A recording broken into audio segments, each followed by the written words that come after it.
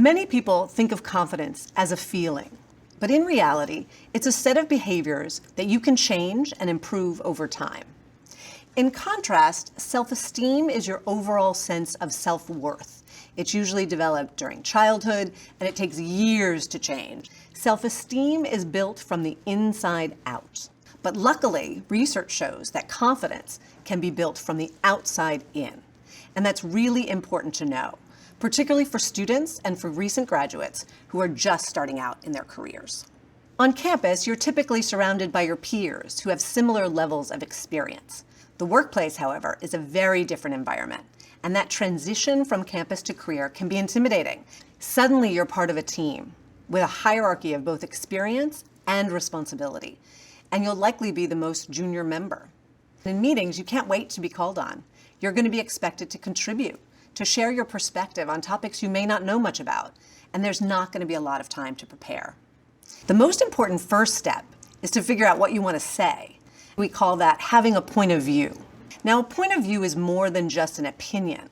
It's an informed perspective that takes what you know and relates it to the agenda at hand. A point of view doesn't have to be a brilliant analysis that took you years to develop. In fact, it doesn't even have to be a statement. Asking a thoughtful question can move a conversation forward. And you should use your status as someone new to an organization to your advantage. After all, you have a fresh perspective to contribute. Let's talk about presence. Peggy Klaus is an author and an executive coach, and she said presence was the best part of your personality combined with the best part of your expertise. And I love that definition because too often we hold cliched notions of who embodies presence. And inevitably, those images are of tall men in dark suits. And if, like me, you don't have height on your side, how do we demonstrate presence? Well, the most important thing is to pay attention to both the verbal and the non-verbal signals that you're sending. And again, this is not about how you feel. It's about how you act. Poise, good posture, looking people directly in the eye, enhance presence. The biggest verbal mistakes that women make are talking too quietly or too quickly or discounting what we say. We usually think communication is about what we say, but ultimately it's about what other people hear. Instead of waiting to feel confident, it's helpful to experiment with behaviors that help you act confident. Talking openly with women you trust is a great way to share strategies for building confidence. To start us off, I want to ask, do you see any gender differences in how men and women display confidence? Definitely. I think women want to have all the answers first before they proceed. They want to feel like they're ready first. Where I think men know that they will be ready at some point and they go for it either way. Men, I feel like they don't care necessarily what other people think. I mean, as females, like we definitely want ourselves portrayed in the best light, where as guys, not that they don't want to be seen in the best light, but they're more willing to take a risk. Do you think that men are really so confident, or are they just acting confidently? They act. It's all an act. It's all an act. So what do we do to act confident? I would say just get comfortable with being uncomfortable. Yep. Just accept the fact that you don't know everything and just go with it. My level of confidence actually went up when I accepted the fact that it's okay to not have an answer. I think it takes a large amount of confidence to literally say to someone, I don't know. One of the best things that I do to help me boost confidence when I'm with someone that I just got thrown in a situation with, I just remind myself that they're human. Mm-hmm. They've been in our shoes before.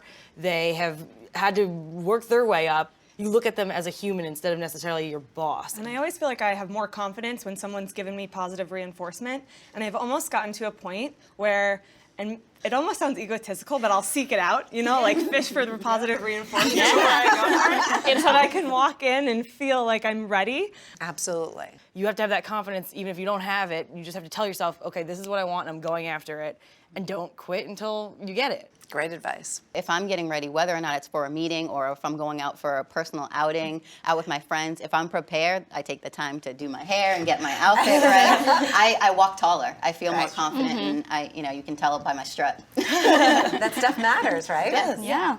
Have any of you ever been in a meeting where you never said a word?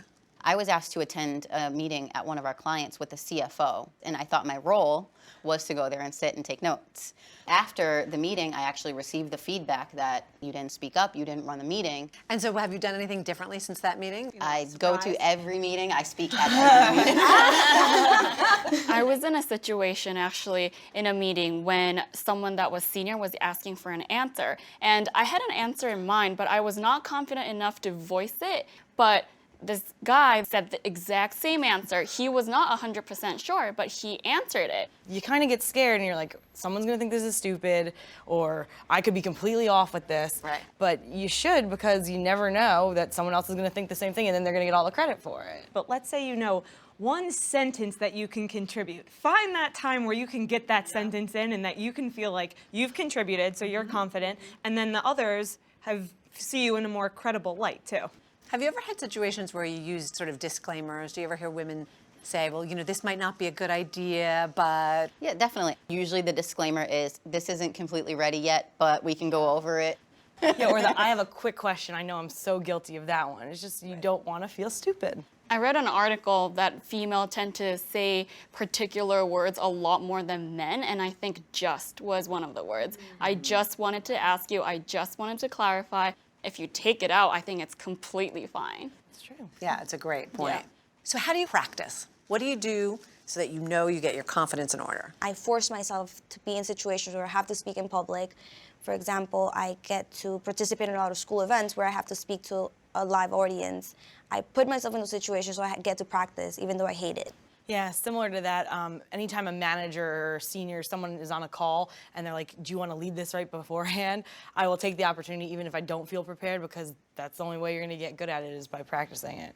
What advice do you give women for how they can appear more confident? I think one of the things that I do before going into a meeting or anything that I don't have too much information about is to come up with 3 adjectives. And I tell myself that once I leave that room, I want to make these 3 impressions to the people. That's such a good idea.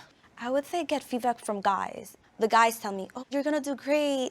And then they give me advice on how they go about doing things. They tell me, don't be afraid to speak your mind and don't say no to opportunities. I think that you need to network and work with other people enough so that you can feel comfortable with them. And the more comfortable you feel, the more confident you're gonna feel. What you say and how you say it impacts how others see you. That in turn impacts how you see yourself. PwC recently conducted a global study on millennials. Only half the women we surveyed thought that they could rise to the most senior levels within their companies. We want that number to be higher. Building confidence is a process. Confidence is a quality you develop as your career evolves and as you grow. Effective communicators practice all the time, and they use different techniques in different situations. Choosing the perfect word, finding that great example, all of that takes practice. The women in our Lean In circle said that they felt most prepared when they reached out to their network. So find a friend to practice with. Your generation has the unprecedented opportunity to change the way leadership looks across the world. And the first step is communicating with confidence.